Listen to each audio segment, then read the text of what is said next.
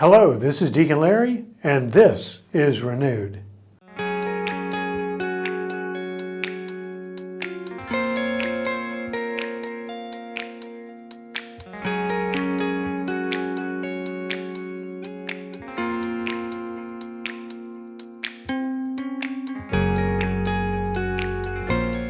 Welcome back.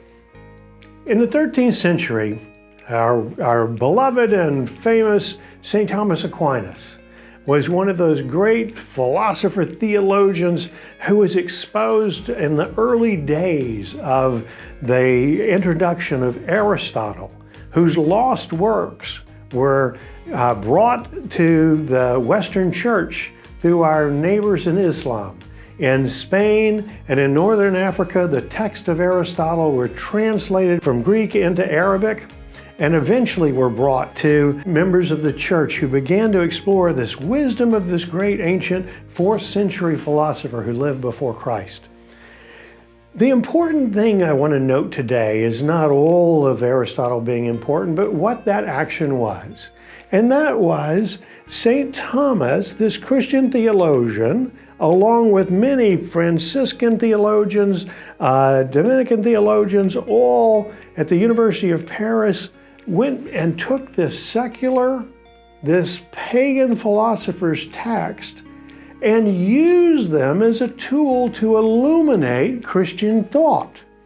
And so in order to more deeply reflect on creation, on the relationships in God, on what we mean when we speak of the powers of God, to the tremendous benefit of the church, this use of Aristotelian thinking by this Christian philosopher.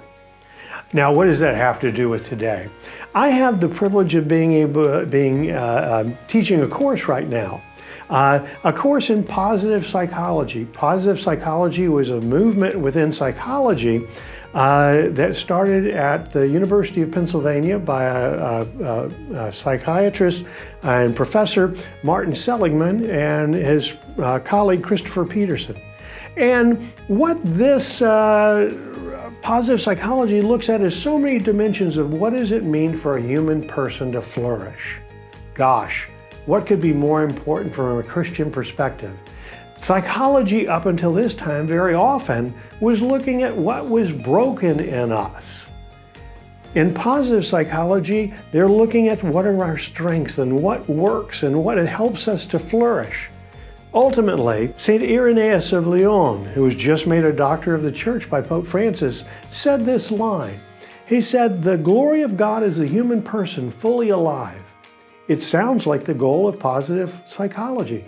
So from a Christian perspective, one of the invitations for us is to take the secular knowledge about the working of the human person and being able to bring it and use it in a Christian voice to help people appreciate how God has gifted them with personal traits that can help them flourish. And if we're able to take those traits and use them well, flourish in God's love, because of God's gifts that He has shared with us and the nature in which we have been individually made, we indeed will be renewed.